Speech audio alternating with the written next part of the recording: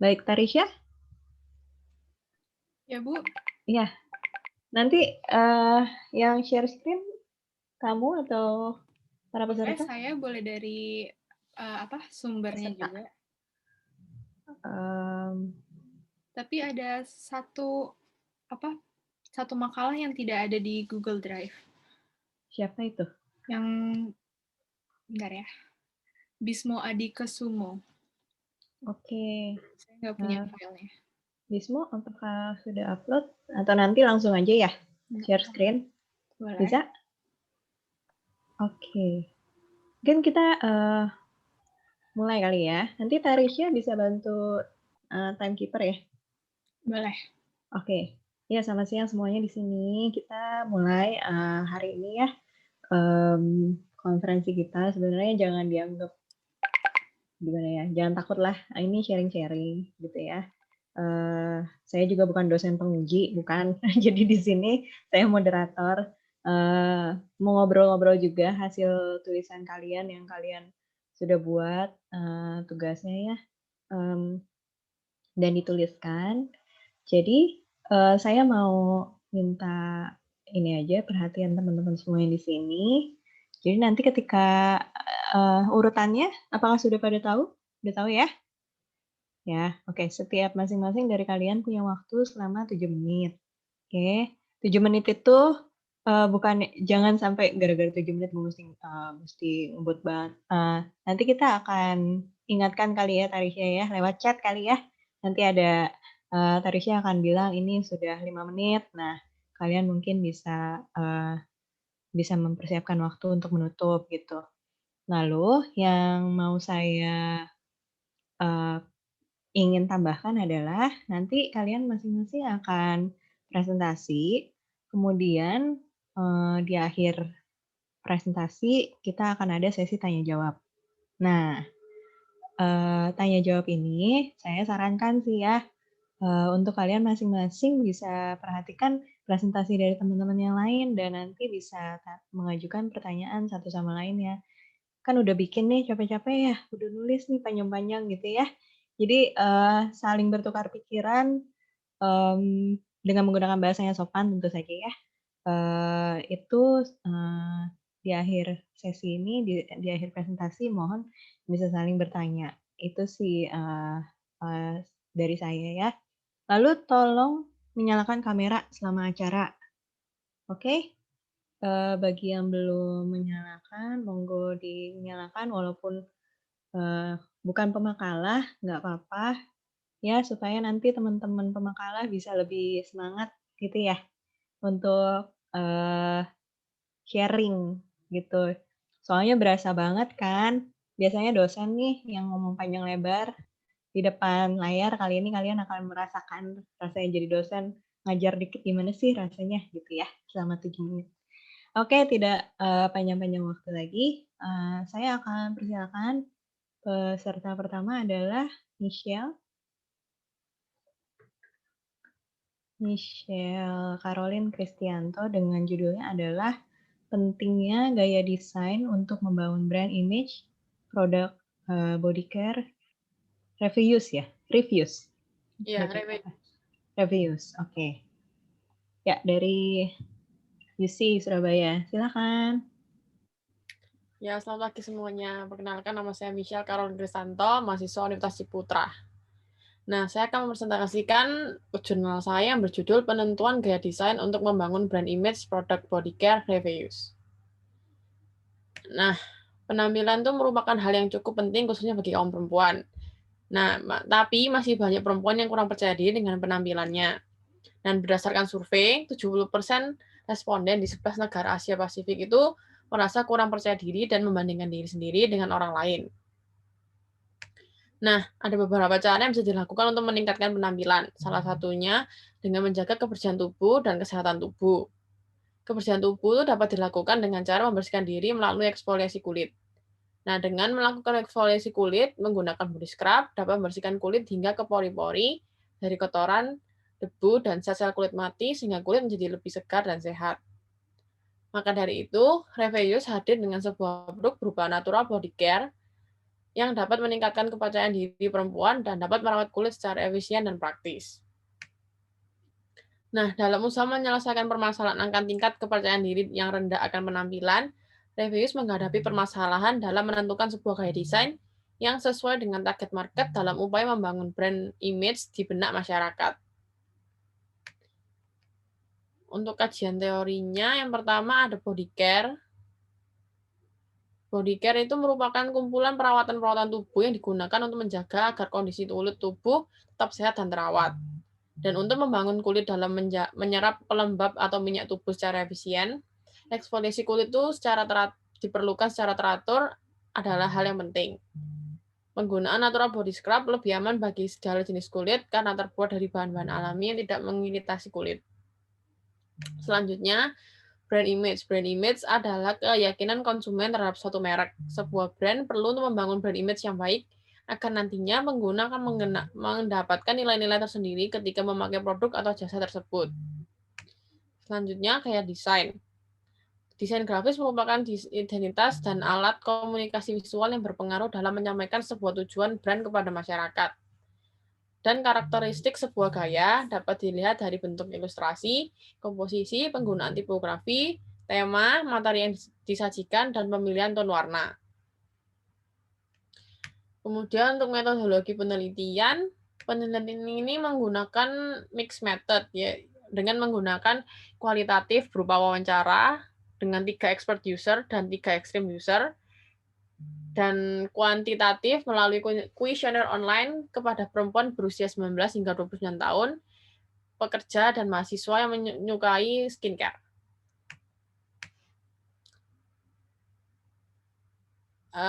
Untuk pembahasannya, berdasarkan hasil dari wawancara, terdapat 2 poin utama, yaitu pentingnya untuk membangun sebuah brand dan citra brand Revius yang baik. Yang kedua, citra brand Revius itu sudah sesuai dengan produk yang ditawarkan. Dan berdasarkan hasil survei, 46% itu menyukai citra brand skincare yang elegan dan minimalis, dan 48% menyukai branding dan visual produk yang terlihat simpel dan minimalis. Nah, simpulan dan rekomendasinya, untuk target market brand skincare yang perempuan berusia 19 hingga 29 tahun, itu menyukai gaya desain yang simpel, elegan, dan minimalis dengan penggunaan tipografi sans serif dan penggunaan warna putih, hitam, atau pastel. Sekian dari saya, terima kasih. Baik, terima kasih. Sangat jelas dan padat ya. Nanti kita akan buka sesi tanya jawabnya di akhir sesi presentasi. Oke, selanjutnya adalah Naila. Naila ya, betul ya namanya. Naila dan Virginia ya? Ada berdua, betul? Virginia dosennya. Oh, dengan Ibu Virginia. Baik-baik. Jadi, iya. Kamu mukanya hilang? Ini kok nggak apa-apa nggak sih kalau nggak pakai background? Soalnya kalau dinyalain backgroundnya pindah ke muka saya. Boleh. Boleh, nggak apa-apa. Ya. Ini kalau yang mukanya nggak kelihatan nggak apa-apa. Boleh nggak pakai background. Takutnya ini ya. Oke, supaya lebih jelas ya. Baik. Ya. Oke, itu ada pengumuman dari Kak Tarisya sebentar, yaitu tolong diisi daftar hadir, juga evaluasinya ya, untuk acara hari ini. Baik, Naila sudah siap? Ya, Bu.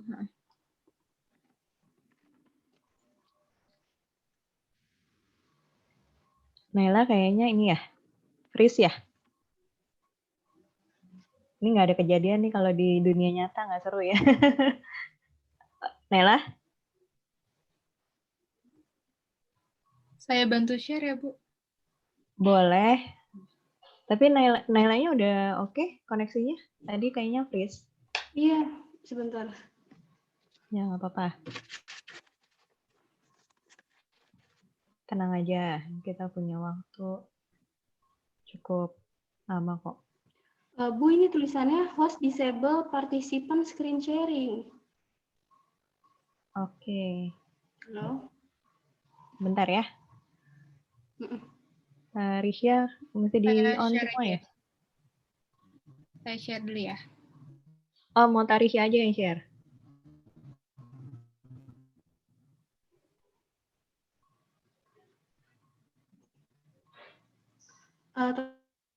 Tapi Kak, PPT-nya ada yang dirubah dari yang Oh, dikumpulin jadi dari gimana? kamu aja. Dia ada yang Coba sebentar ya. Oke, di enable aja untuk share screen-nya. Naila, kalau misalnya koneksinya kurang, dimatiin videonya juga boleh nanti pas lagi presentasi ya. Oke. Oke.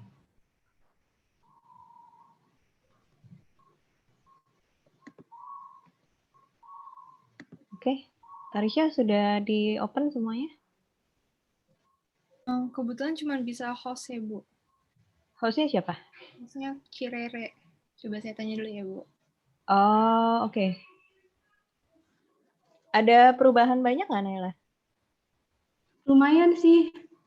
Ada tambahan ya? Ada yang dikurangin juga. Oke. Bentar. Kita nggak ada yang host ya satupun di sini. Oh, Tarisha co-host kok. Kamu nggak bisa?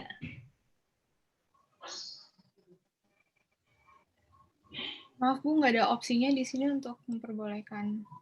Oh, belum bisa pilih yang lain juga jadi co-host ya? Naila jadi co-host nggak bisa ya? Nggak bisa, Bu. Oh, oke. Gini, untuk nunggu supaya Atau lebih mau lancar. dikirim aja. Iya, kamu kirim Iya. ulang. Kita next dulu ya ke peserta berikutnya kali ya. Oh iya. Ini Oke. kirim ke WA aja atau gimana? Untuk Tarisha paling gampang lewat mana, Tarisha? WA boleh, grup WA. Grup WA ya? Oke. Oke, sip. Jadi kita skip ke Fania dulu ya. Fania Satya dengan... Fania bisa share screen juga atau mau aku? Fania oke? Bisa... Ya, saya coba dulu ya. Oke. Judulnya adalah Analisis Rancangan Visual Buku Motivasi Remaja. Aku berdiri di sini untukmu. Analisis rancangan. Oke, itu bisa ya. Ini dari Fania kah?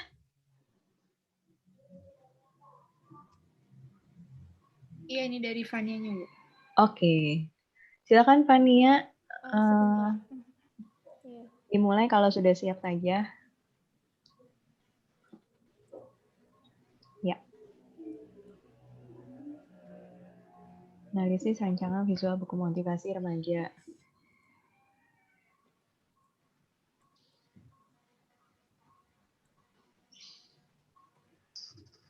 Sudah terlihat ya? Udah.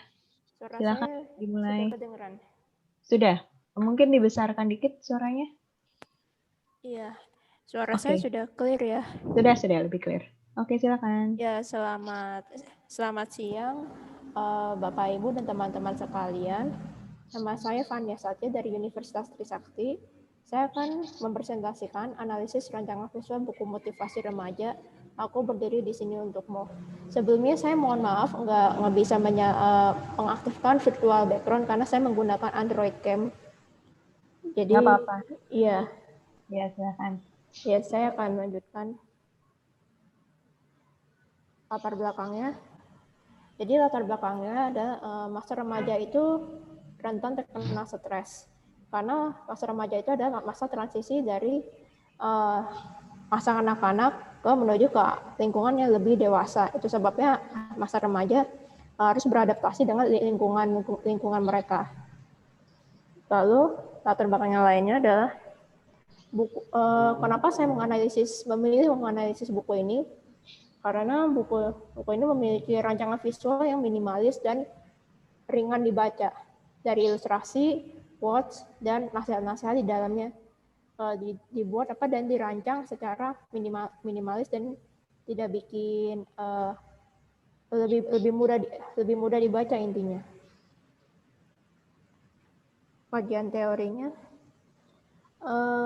jadi pengertian buku motivasi remaja secara garis besarnya itu buku adalah media komunikasi satu arah dari penulis ke pembaca, dan motivasi adalah sebuah dorongan atau intensitas atau arah ketekunan seseorang untuk mencapai suatu tujuan tertentu atau mencapai sebuah cita-cita.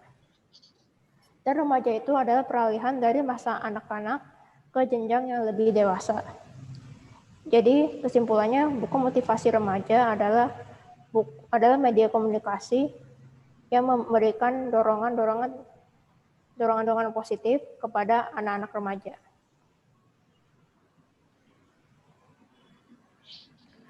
Nah, untuk kajian teori rancangan visualnya, saya tidak akan bahas panjang-panjang. Tipografinya terdiri dari serif, sans serif, block, script, dan grafik. Serif adalah tipografi yang memiliki ekor seperti Times New Roman. Sans serif itu sejenis tipografi yang tidak memiliki ekor, yang contohnya seperti yang saya pakai sekarang ini.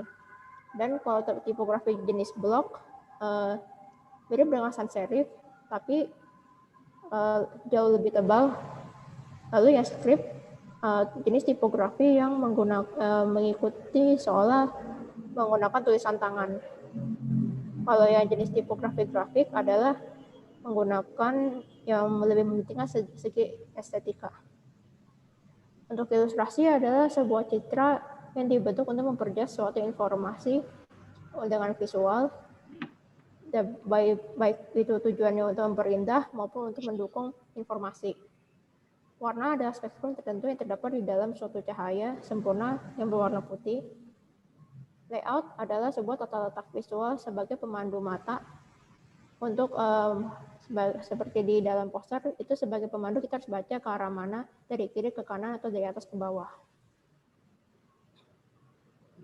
Metode penelitiannya, jadi saya baca bukunya dulu hingga habis, lalu saya analisis terdahulu dari ilustrasinya, dia jenis fontnya dia pakai apa aja, lalu font-fontnya yang kurang apa, lalu saya baru mencari teori-teori yang mendukung semua rancangan-rancangan visual itu. Lalu kita masuk ke pembahasannya. Ya, jadi ini nama judul buku yang saya analisis. Aku berdiri di sini untuk buku motivasi remaja. Ya, tadi saya sudah jelaskan di slide sebelumnya. Berisi, jadi dia tuh ada 3 konten, isinya nasihat, quote, dan ilustrasi. Ilustrasinya ada puluhan beserta quote, ada quote atau kata-kata mutiara dan nasihat yang ditulis oleh penulisnya bernama Karin Fu. Jadi Karin Fu itu adalah seorang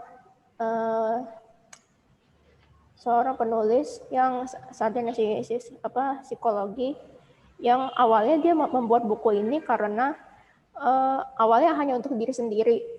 Cuma setelah disarankan oleh teman-temannya, karena kalimat-kalimatnya bagus, dia memutuskan untuk mempublish buku ini sebagai terapi untuk anak-anak remaja untuk mengurangi stres mereka.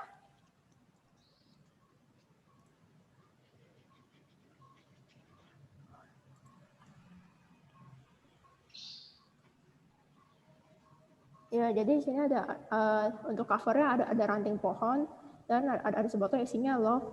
Penulis buku ini intinya adalah penulis ini berdiri di sini untuk memberikan semangat dan kekuatan untuk si pembaca yang sedang hidup, yang sedang sedih. Lalu untuk font-fontnya ini menggunakan script dan ya kurang lebih ini warna-warna secara psikologi. Hijau itu menyegarkan, ungu menguatkan, merah melambangkan cinta atau sebuah semangat, dan hitam kesedihan. Layout yang digunakan dominan, center atau simetris. Nah, ini untuk yang font-font yang digunakan untuk yang bagian nasihat, kita menggunakan font pada umumnya seperti Times New Roman. Ini bagian nasihat dalam bentuk paragraf. Nah, untuk yang bagian ini quotes-quotesnya menggunakan 6 jenis font. Dan yang paling font yang kurang baik digunakan adalah yang ini karena sulit dibaca dan terlalu tipis. Nah, ilustrasinya ini ada puluhan. Jadi secara garis besar di sini hampir di setiap ilustrasi ada salah satu sosok perempuan yang selalu sendirian, perempuan yang sama hampir di setiap ilustrasi, dan dia berdasarkan analisis saya, dia adalah seorang penulisnya itu sendiri dimasukkan dalam ilustrasi tersebut. Berdasarkan penjelasan profil dari si penulisnya ini, dia adalah orang introvert yang menyukai kesendirian. Dan apabila ia sedih, ia akan melakukan kegiatan yang ia suka. Bisa dilihat ketika dia bermain musik atau sedang membaca buku, dia terlihat tersenyum. Dan selain itu, objek di sini juga tidak banyak, hanya sekitar 2-3 objek, dan garis cenderung sangat tipis, sehingga lebih enak dipandang mata. Kesimpulannya adalah tipografi dan paragrafisi sudah benar, pemilihan jenis font dan jenis font mungkin terlalu banyak. Mungkin maksudnya jenis font di sini supaya tidak terlalu membosankan, cuma sedikit perlu diperbaiki. Dan ilustrasi sangat simpel dan minimalis. Sekian dari saya, mohon maaf mungkin agak overtime. Sekian, terima kasih. Nggak apa-apa, terima kasih. Nggak overtime ya Tarisha ya? Pas ya? Pas. Ya. Desainer mah timingnya pas ya. Oke, selanjutnya adalah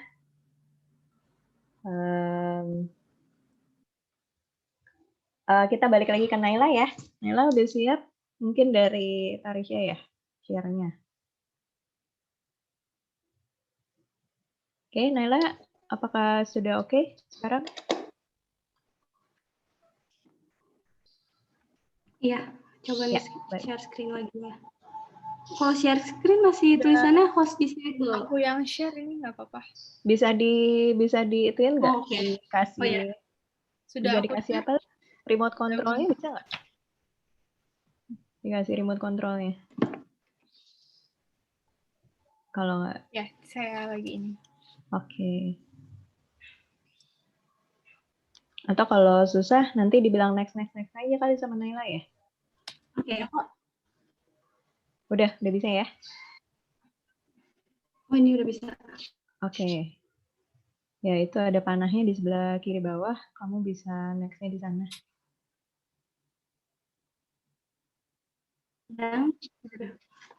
Oke, silakan Naila, dimulai. Selamat siang semuanya. Perkenalkan, nama saya Naila Almira Fasti dari Universitas Trisakti. Hari ini akan membahas materi elemen visual pada poster film Gundala.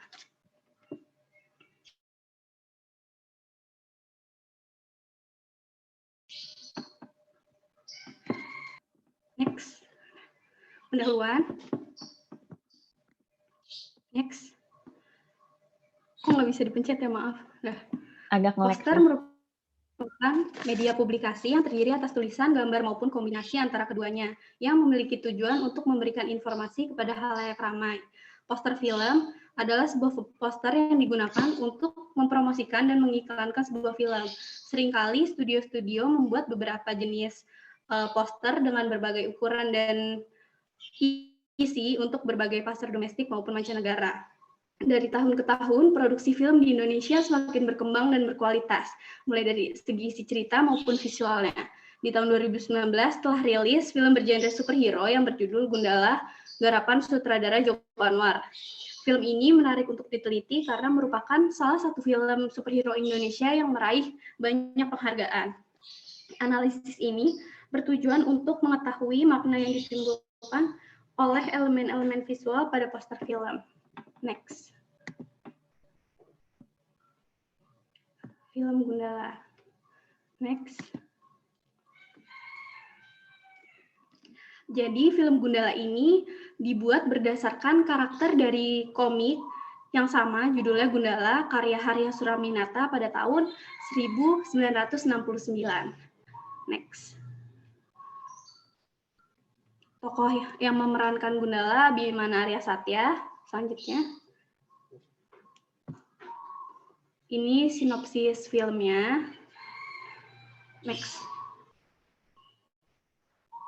Lalu perbandingan komik dan film Gundala. Next. Bisa dilihat di sini perbandingan kostum di komik dan di film. Di bagian sebelah kiri ini kostum bagian kepalanya, perbedaannya di ornamen telinga dan juga penutup matanya. Kalau di kostum yang 1969, ini ornamennya hanya punya nilai estetik tapi nggak punya nilai fungsional karena bisa dilihat penutup matanya cuma jadi hiasan aja. Sedangkan kalau yang di kostum 2019, mulai dari penutup kepala sampai ke bawah, semua kostumnya itu diceritakan punya fungsi, mulai dari plat besi di telinganya, itu fungsinya untuk sebagai penyalur petir, sumber tenaga dia, terus penutup mata, terus bantalan karet di bahu, tangan, dan kakinya itu berfungsi sebagai peredam listrik, agar jika ada orang yang bersinggungan dengan Gundala, nggak akan ikut kena listriknya. Selanjutnya,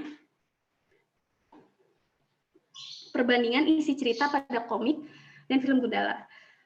Untuk kenapa dia punya kekuatan petir sebenarnya cukup mirip, dia jatuh dari ketinggian terus tersambar petir, tapi bedanya kalau di komik itu dia bisa pakai kekuatan sepuasnya, dan di film dia harus recharge, jadi kalau ada petir baru dia bisa pakai. Dan ceritanya yang di film pun lebih realistis, dia udah nggak ngelawan monster fiktif, tapi melainkan melawan penjahat yang berniat jahat. Selanjutnya, ini poster film Gundala yang ada di bioskop-bioskop. Selanjutnya, yang pertama, tipografi. Menurut Si Hongbin, huruf memiliki perpaduan nilai fungsional dan estetik. Maaf. Nah, font yang digunakan di judul film poster ini menggunakan huruf sans serif, yaitu huruf yang tanpa kait. Dan karakternya itu modern, tegas, dan juga fungsional. Dan bisa dilihat juga di sini karena bentuknya italik, dia memberikan kesan pergerakan yang cepat sesuai dengan karakter si pahlawan Gundala itu. Selanjutnya,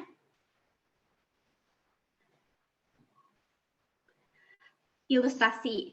Ilustrasi yang paling menonjol di dalam posternya itu foto Gundala itu sendiri. Dia berpose berdiri tegak dengan bahunya yang tertarik ke belakang. Nah, dengan posisi yang seperti ini, terlihat bahwa ini tuh posisi kekuasaan. Si Gundala ini menguasai ruang di belakangnya, jadi dia lebih terlihat kuat daripada objek-objek di belakangnya.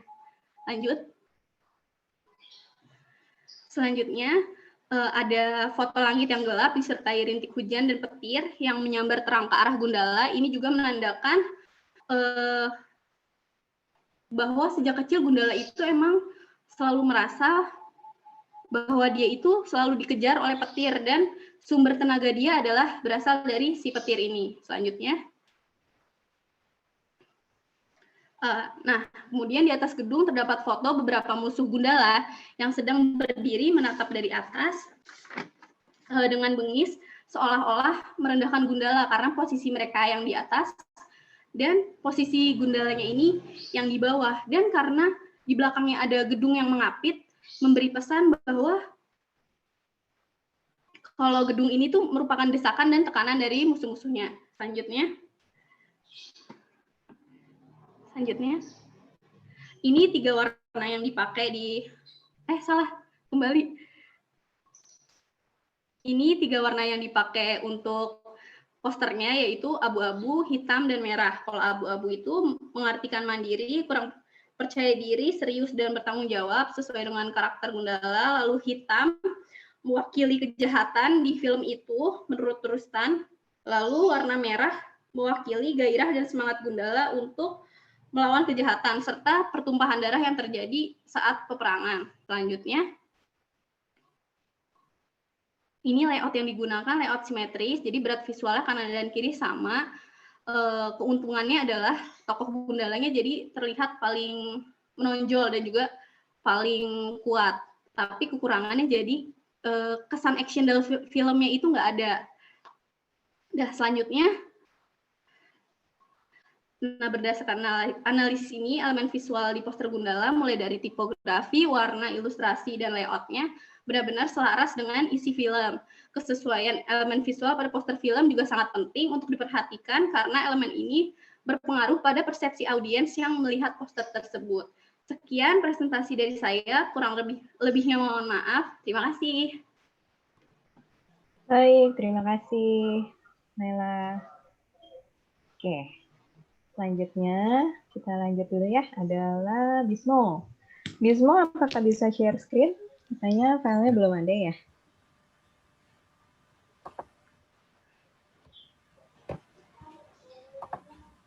Ada Bismo di sini. Wow, susah Iya, Bu. sekali. Oh iya. Oke.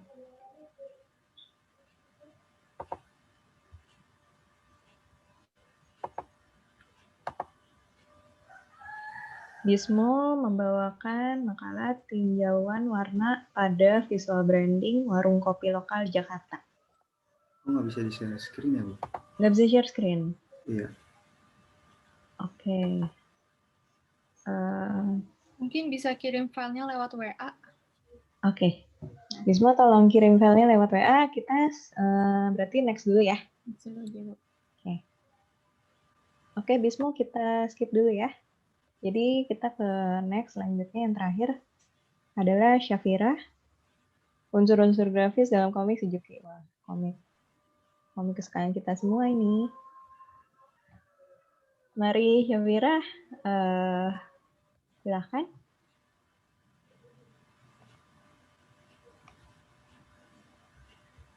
Oke.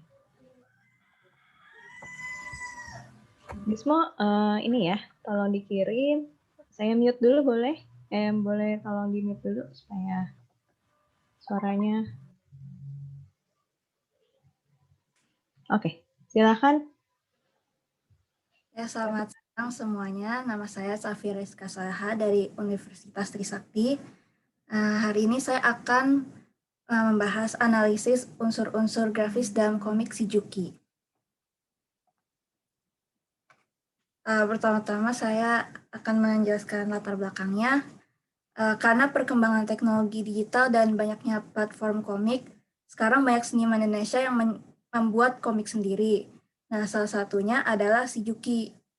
Komik Shizuki ini bergenre komedi dan dipublikasikan dalam bentuk komik web dan juga bentuk cetak. Setiap komik memiliki gaya dan ciri khas yang berbeda-beda secara visual. Hal ini merupakan daya tarik bagi para pembaca dan identitas dari komik itu sendiri. Presentasi ini akan membahas ilustrasi, layout, tipografi, dan warna dari komik Shizuki.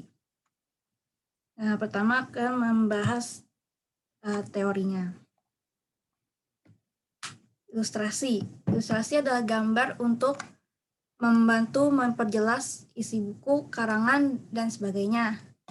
Tujuan dari ilustrasi secara umum diantaranya untuk memperjelas pesan, untuk dapat memberi variasi bahan ajar sehingga akan lebih menarik, memotivasi, komunikatif, dan juga memudahkan pembaca memahami pesan, dan memudahkan para pembaca untuk mengingat konsep serta gagasan yang disampaikan melalui ilustrasi. Kemudian layout. Layout merupakan tata letak elemen-elemen desain terhadap suatu bidang dan media tertentu untuk mendukung konsep atau pesan yang dibawanya. Kemudian tipografi. Tipografi merupakan suatu representasi visual dari sebuah bentuk komunikasi verbal dan merupakan suatu properti visual yang pokok dan efektif. Tipografi itu memiliki beberapa jenis, yaitu Roman, Egyptian, sans serif, script, dan miscellaneous. Bisa dilihat di layar contohnya. Kemudian warna. Pada dasarnya warna adalah suatu mutu cahaya yang dipantulkan dari suatu objek ke mata manusia. Warna itu bersifat subjektif karena warna memiliki hubungan yang sangat kuat dengan setiap individu yang melihatnya. Warna itu merupakan elemen yang penting dalam peranannya sebagai media pengingat. Lalu kita ke pembahasan. Komik Shizuki memiliki gaya ilustrasi kartun. Tarikan garis pada gambar sederhana dan sedikit tebal. Karakter dalam komik ini cenderung memiliki ciri-ciri penampilan orang Indonesia seperti berambut hitam dan berkulit matang. Background yang ada di dalam komik ini sangat sederhana, hanya berupa satu atau dua warna saja. Kemudian layout. Layout dalam komik Shizuki berupa panel-panel yang menyambung ke bawah dalam bentuk panjang. Untuk versi web komiknya, bentuk layout komik ini dibuat dengan sistem scroll down. Layout dalam komik ini menggunakan prinsip sequence karena membuat pembaca secara otomatis mengurutkan pandangan matanya sesuai keinginan serta lebih memudahkan untuk para pembaca. Lalu dalam bentuk cetak, komik ini memiliki layout berupa panel-panel berbentuk kotak yang berurutan ke bawah atau zigzag. Biasanya dalam satu halaman, buku ini memiliki 3-5 panel. Layout dalam komik ini menggunakan prinsip balance karena menggunakan elemen sesuai kebutuhan dan meletakkan di posisi yang tepat. Tipografi dalam komik Shizuki menggunakan font bernama Grind Zero. Font ini sifatnya tebal dan semua hurufnya uppercase. Font ini sering digunakan dalam komik karena dia kesannya santai. Font ini termasuk kategori miscellaneous karena merupakan pengembangan dari font sans serif. Lalu warna yang digunakan dalam komik Shizuki itu sangat sederhana. Untuk memberi efek bayangan, cukup diberikan warna turunan yang lebih gelap pada bagian yang dibuat bayangan tanpa di-blend atau berupa gradasi. Nah, warna yang digunakan dalam komik ini cenderung terang seperti kuning dan oranye karena dia itu berkaitan dengan keceriaan dan kebahagiaan sesuai dengan genre komik ini yang penuh lelucon dan memberi rasa ceria dan bahagia terhadap bacanya. Kesimpulannya, dari analisis yang dilakukan dapat disimpulkan bahwa komik Shizuki memiliki ketertarikan atau ciri khasnya sendiri. Selain ilustrasinya yang unik, alur dari cerita Shizuki ini sangat berhubungan dengan kehidupan masyarakat dan dapat dirasakan atau dialami oleh kita semua. Penerapan unsur-unsur grafis seperti tipografi, warna, dan layout juga telah sesuai sehingga menarik dan nyaman untuk dibaca. Sekian presentasi dari saya, terima kasih. Baik, terima kasih, Syafira. Oke, terakhir adalah Bismo, ya. Sudah siap? Dari Tarisha atau Bismo jadinya? Coba dulu Bu, ini saya share tadi soalnya pakai cam dari HP. Oke, boleh dicoba lagi?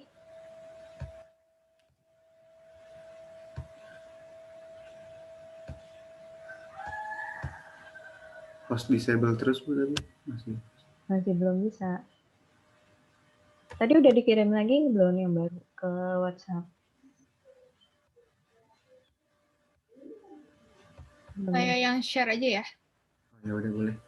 Walaupun ada perubahan nanti tinggal mungkin. Ya nggak apa-apa. Dimodifikasi ya presentasinya, oke.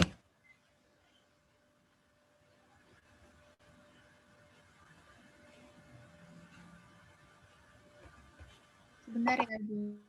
Ya. Oke. Buat yang mau minum ya. Deg-degan. Grogi. Hilangkan groginya dan deg-degannya. Ntar deg-degannya kalau ditanya. Deg-degan lagi. Sekarang tenang-tenang dulu, minum dulu.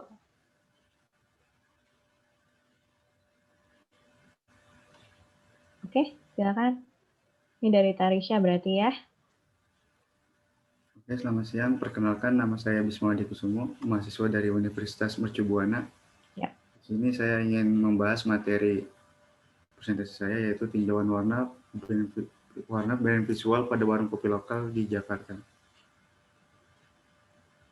Latar belakang. Next. Warung kopi lokal yang awalnya dulu itu sudah ada zaman dulu di warkop-warkop pinggir jalan, namun masih belum terkenal seperti saat ini. Tapi karena mungkin banyaknya pihak dari para blogger dan fotografer yang menuliskan berbagai pengalaman dalam menikmati kopi yang telah menonjolkan sudut yang instagramable untuk mendorong minat konsumen sehingga tergugah untuk menikmati kopi di warung-warung kopi yang saat ini ada di sudut-sudut kota. Next. Ini ada 10 brand yang ada di Jakarta. Next. Menurut Wirani Swasti, dalam bukunya yang berjudul Branding Memahami dalam Merancang Strategi, merek mengatakan bahwa branding adalah suatu program yang mengkhususkan atau memfokuskan dan memproyeksikan nilai-nilai merek. Jadi branding itu adalah identitas bagi perusahaan satu dengan satunya, membedakan perusahaan satu dengan yang lainnya. Next. Ini potensi produk kopi lokal. Bisa dilihat ada foto pemerintah yang telah mendukung adanya program kampanye untuk mengajak mencintai produk lokal dari minum kopi yang biasanya dijadikan gaya hidup kekinian. Next. Landasan teori. Next. Branding menurut Wirani Swasti yang seperti tadi dalam bukunya, program ini meliputi penciptaan perbedaan antara produk dan pelanggan dalam proses pengambilan keputusan, pembelian, serta nilai-nilai pada perusahaan. Jadi branding merupakan keseluruhan proses dari mulai story, identitas, dan untuk penarik minat konsumen terhadap produk tersebut. Next. Metode penelitian saya menggunakan data kualitatif yang bersifat deskriptif karena merupakan langkah mencari pada kata kunci seperti gambar dan kata-kata sehingga tidak menekankan pada angka. Next. Pembahasan analisis strategi. Pada bagian ini memfokuskan serta menjelaskan mengenai strategi visual pada warung kopi lokal yang ada di Jakarta, yaitu menggunakan teks dan warna logo sebagai alat identifikasi kopi, yang mengakibatkan kesamaan brand pada warung kopi lokal satu dengan yang lainnya. Next. Ini adalah 10 brand logo warung kopi lokal yang ada di Jakarta. Setelah saya mencari di beberapa web studi pustaka dari internet, selalu muncul warung-warung kopi, yaitu kopi yang ada di sini. Bisa dilihat ada kecenderungan beberapa warna yang sama dan ada font-font yang hampir mirip, sehingga kebanyakan orang mungkin agak keliru dengan adanya seperti Kopi Janji Jiwa dan Lain Hati. Selanjutnya, dari gambar visual brand warung kopi yang di atas masih tetap hit sampai sekarang, yang keberadaannya muncul di berita online dan juga bisa dilihat banyak dari pengikut media sosial. Berdasarkan dari pengikut warung kopi lokal yang ada di Jakarta seperti Kopi Janji Jiwa, Kopi Kenanga, Kopi Kulo, Kopi Lain Hati, Kopi Tuku, Kopi Su, Anomali, Animo Kopi, Kopi Segale, dan Kopi di Bawah Tangga.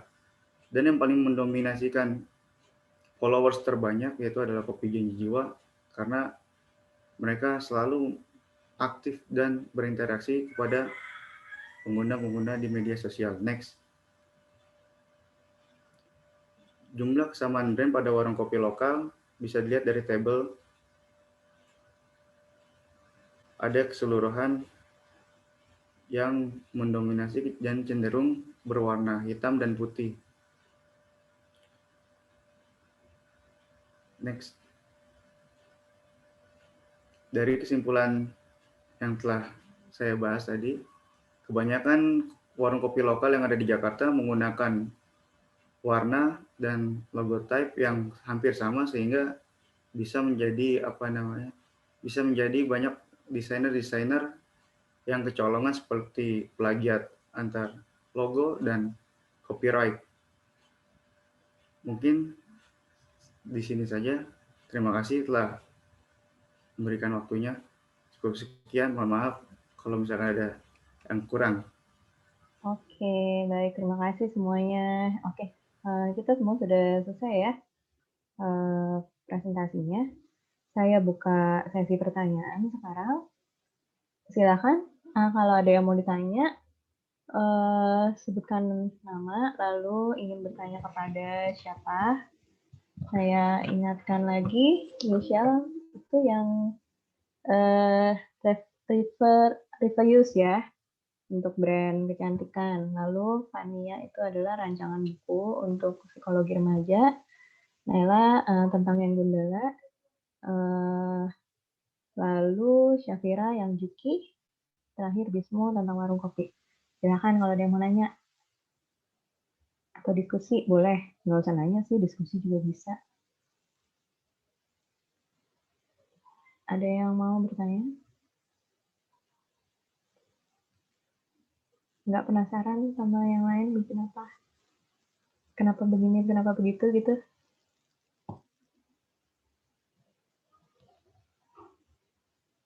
Nggak ada? Kalau nggak ada saya nanya. Tapi saya nanya bukan sebagai dosen penguji ya, saya nanya beneran nanya nih ya. Karena kan kita belum kenal nih satu sama lain. Kebetulan di panel-panel ini semuanya nggak ada yang dari UPH. Oh ya, saya lupa perkenalkan diri ya, saya saya Juli. Saya dari UPH, dosen Michelle dan Tarisyani. Oke, saya pengen nanya, tadi yang menarik adalah tentang analisis rancangan buku ya, punyanya Fania. Fania, itu kan tadi kamu bilang di dalamnya ada nasihat, ada quote, ada ilustrasi ya di dalam bukunya kan. Menurut kamu sih yang paling kuat itu di bagian yang mana sih? Di bagian nasihat, quote, atau ilustrasi sih untuk menguatkan, kan kamu tadi bilang untuk menguatkan psikologis para remaja, termasuk kamu dong ya. Paling kuat itu di bagian yang mana tuh? Yang ngena gitu ya. Silakan Fania. Ya, saya jawab ya. Menurut saya, itu yang paling kuat itu yang bagian nasihat. Karena itu menjelaskannya lebih banyak. Kayak dikasih, apa ya, ibaratnya kita tuh dikasih saran, dikasih nasihat-nasihat, dikasih motivasi, supaya jangan dibawa maksudnya jatuh boleh, tapi untuk bangkitnya lagi tuh, jangan lupa untuk bangkit lagi gitu. Jadi nasihatnya jauh lebih panjang dibandingkan quotes. Kalau quotes kan kayak kita, oh ini bagus gitu aja. Kalau nasihat kan benar-benar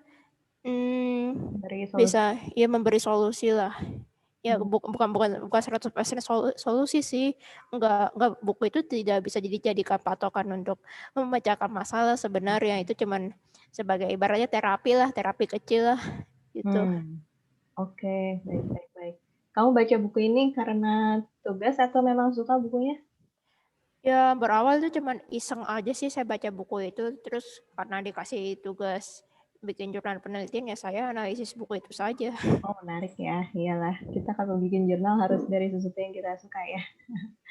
Iya. Ayo dari teman-teman yang lain ada yang mau nanya mungkin kepada siapapun atau mau ngobrol?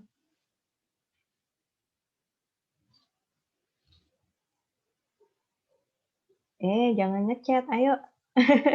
Silakan dibaca. Atar. Silakan Atar. Di on mic gitu Kak? Iya nggak apa-apa, ini sekarang kedengaran. Oh iya, siap.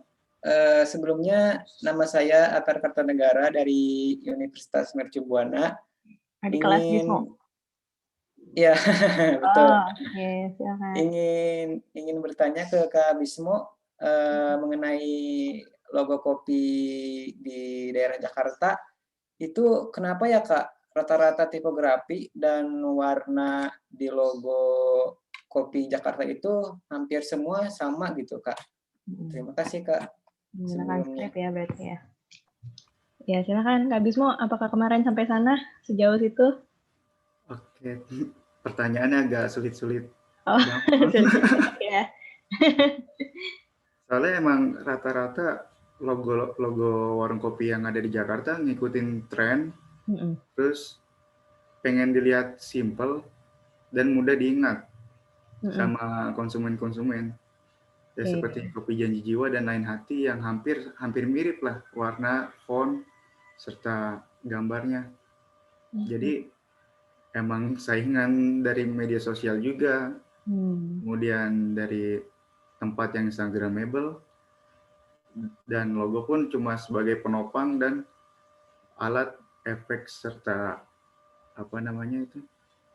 bantuan untuk menarik konsumen supaya mudah diingat. Itu aja sih. Soalnya belum sampai dalam sana, baru analisisnya belum sampai ke warna. sana ya. Siap, itu kayaknya buat kakak tingkat yang DTA tuh risetnya.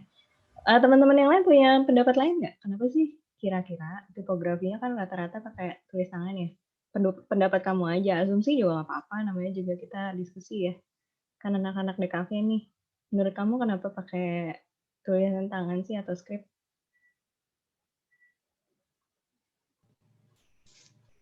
Dari Naila, gimana Naila?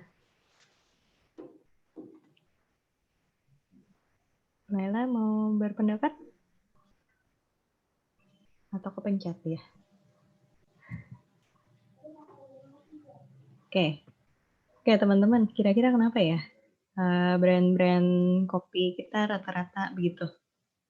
Dan gambar itunya ya, logogramnya juga rata-rata pakai kayak gambar tangan kan, dinamis banget gitu. Menurut kamu nih sebagai pengguna, oke, nggak usah jadi sebagai anak di kafe lah. Sebagai pengguna, kamu ngelihat brand-brand itu apa sih yang kamu rasain? Biar kelihatan jadi anak senja aja bu kayaknya. Anak senja, asik. Mengejar matahari. Anak senja tuh maksudnya ala-ala indie gitu. Ya, biasanya anak-anak muda suka begitu, nongkrong-nongkrong di kafe kopi Itu ya apa cuma hubungannya buat sama brand begituan? Tulisannya ya sama logogram. dari begitu mungkin bisa jadi orang-orang pada ngikutin logo kayak gitu. Kayak haus, terus apalagi banyak yang ngikutin kan logo minuman. Oke, anak senja. Ada lagi pendapat lain? Ada yang anak subuh mungkin? Saya mau sedikit berpendapat. Boleh. Silakan. Justru kita diskusi seru nih. Kita punya waktu sampai 15 menit lah, kurang lebih 10 sampai 15. Mungkin karena jadi kayak kopi kan kayak pasti ada yang paling terkenalnya nih, misalkan Starbucks. Starbucks pasti siapa sih yang nggak tahu Starbucks? Akhirnya banyak orang yang bikin logo mirip Starbucks karena dulu kan ya. biasanya itu ada di pinggir jalan ya. Betul. Dan kita itu di jalan, di dalam kendaraan tuh ngelihatnya cuma sekilas, terus kayak itu ada Starbucks di situ, terus pas mereka berhenti ternyata bukan Starbucks, tapi ya udah deh kita coba aja. Jadi kayak mungkin gimana ya, dia ngikutinnya tuh karena berharap bisa setenar itu juga gitu, terus juga bisa ngecoh pengendara. Nggak bisa setenar itu. Oke, jadi pertama pionirnya kopi, kita jadi demen ngopi yang brand-brand gitu Starbucks berarti ya? Iya, bisa. Bisa dibilang ya. Jadi ngetren bukan minum kopinya, tapi ngetren nongkrongnya sih ya yang dibangun kan branding-branding ini. Oke. Kalau pendapat saya sih mungkin ya, saya bukan dosen typo sih. Tapi tipe tulisan tangan gitu, kesan yang paling utama kan friendly, ya nggak sih? Starbucks ya tadi misalnya kita bandingin antara Starbucks sama yang brand lokal, mungkin apakah yang satu industri banget, ya kan? Yang satu tuh kayak lu boleh nongkrong di sini kapan aja kok, gitu kayak friendly banget lah, bisa merasa lebih dekat gitu kan? Dan juga tipikal dari branding yang ada di sosial medianya mereka ngajak kalian untuk engaging gitu misalnya. Kalau Starbucks tuh kesannya masih ada jarak walaupun barista-baristanya baik-baik ya. Tapi si kopi-kopi ini kayaknya lebih lokal, lebih kelihatan lokal, lebih kelihatan friendly mungkin kalau menurut saya sih dari tulisan tangannya itu. Belum pernah nganalisis juga sih. Jadi boleh juga tuh nanti ya, Atar untuk nanti ya tugas selanjutnya yang kamu analisis. Jadi bisa lanjutin tugasnya Kak Bismo. Lebih dalam. Oke, ada lagi yang mau diskusi atau nanya? Mungkin satu lagi. Ayu udah persiapannya berminggu-minggu ya. Presentasinya cuma 7 menit. Saatnya nih. mau nambahin atau aduh ada yang kurang gitu.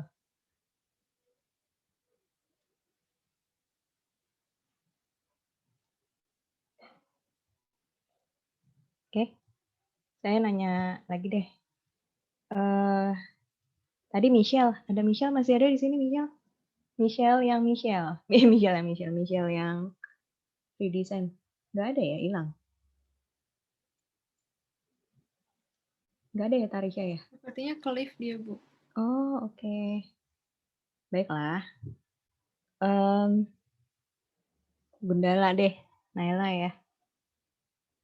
Naila, tadi pendapat kamu si Gundala itu kan di tengah-tengah berdiri ngepalin tangan doang. Kurang action katanya gitu ya.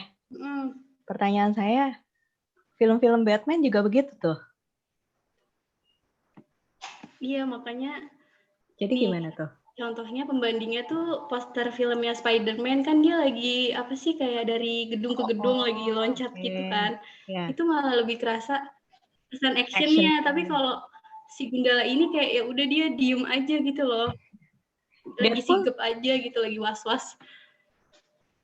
Oke. Saya tadi jadi penasaran, saya jadi ngeliatin Google ya, ini apa aja sih film-film yang kayak Gundala gitu yang superhero-nya berdiri. Ternyata banyak. Menarik ya, kenapa ada film action yang action dikasih liatnya, tapi ada juga yang berdiri aja dia gitu, kayak cool aja. Apakah karakternya? Menurut kalian ada ininya nggak? Ada efeknya nggak?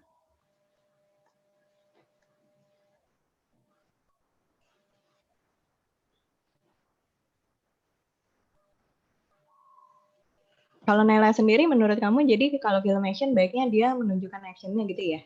Iya, biar lebih sebelum nonton tuh kita udah dikasih apa ya? Serunya gitu ya? Iya, lebih tertarik. Posenya jadi kalau bisa sesuai dengan kekuatan dia. Jadi kayak Thor harusnya dia ya.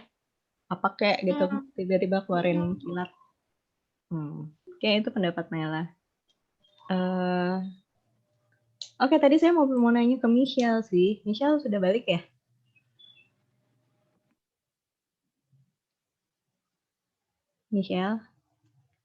Michelle-nya? Iya, Bu. Oke. Enggak Soalnya apa-apa. lagi ini join tempat lain juga. Oh, kamu panelis di sini, menetap di sini dulu. Ada yang iya, Bu, saya join di device lain kok. Soalnya saya ada temennya di sana ya. Iya, lagi kerja. Cuma mau nanya aja. Tadi yang brand Reuse itu itu tuh apakah produk yang sudah ada kamu redesign atau kamu menganalisa desainnya dia sih? Ini jadi untuk proyek tugas akhir saya di CDUC itu, iya disuruh buat sebuah bisnis gitu sih Bu. Nah, jadi ini benar-benar bisnis dari awal. Kayak kita harus research dulu problemnya di masyarakat itu seperti apa, terus baru menghasilkan produk yang seperti apa juga gitu. Entrepreneur ya? Iya Bu. Oke. Semua minyaknya UC itu semuanya bisnis sendiri Bu. Namanya juga UC. Iya. Itulah kenapa ke UC ya. Siap. Iya. Oh, jadi ini brand buatan kamu sih. Baik. Oke, menarik. Saya juga soalnya tadi Google nggak keluar tuh brandnya. Iya Bu, emang masih benar-benar baru. Jadi. Sih. Tapi bakal dalam produksi. Iya, masih dalam perancangan. Iya. Wow, keren ya. Wow. Iya. Oke, siap. Good luck ya. Iya, makasih. Iya. Baik, saya akan menutup sepertinya. Tarisha, kita sudah selesai ya? Untuk sudah, waktunya Bu. ya? Sebelum ditutup mungkin mau foto bersama dulu ya Bu, dokumentasi. Boleh. Mohon dinyalakan dulu on cam semuanya.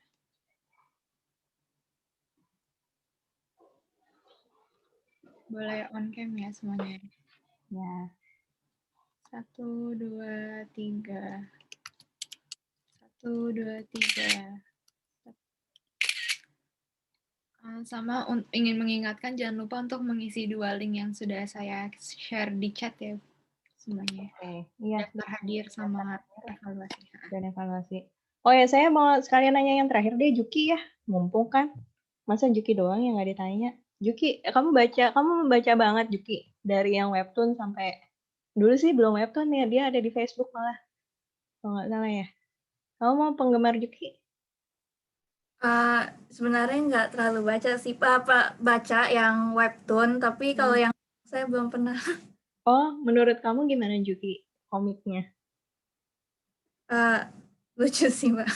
Lucu? Lucunya Ya. tuh lucu related sama kamu? Kenapa? Lucunya related. Iya, dia kayak relatable lah sama kayak kehidupan sehari-hari. Menurut kamu nih target marketnya Juki umur berapa sih? Mungkin umur berapa ya? Umur 13 sampai dewasa mungkin ya, Mbak. Dewasa. Oke. Iya sih ya, dia hebat ya. Range umurnya besar banget. Si Fasa Meong itu kalau nggak salah yang buat Beternya. Iya.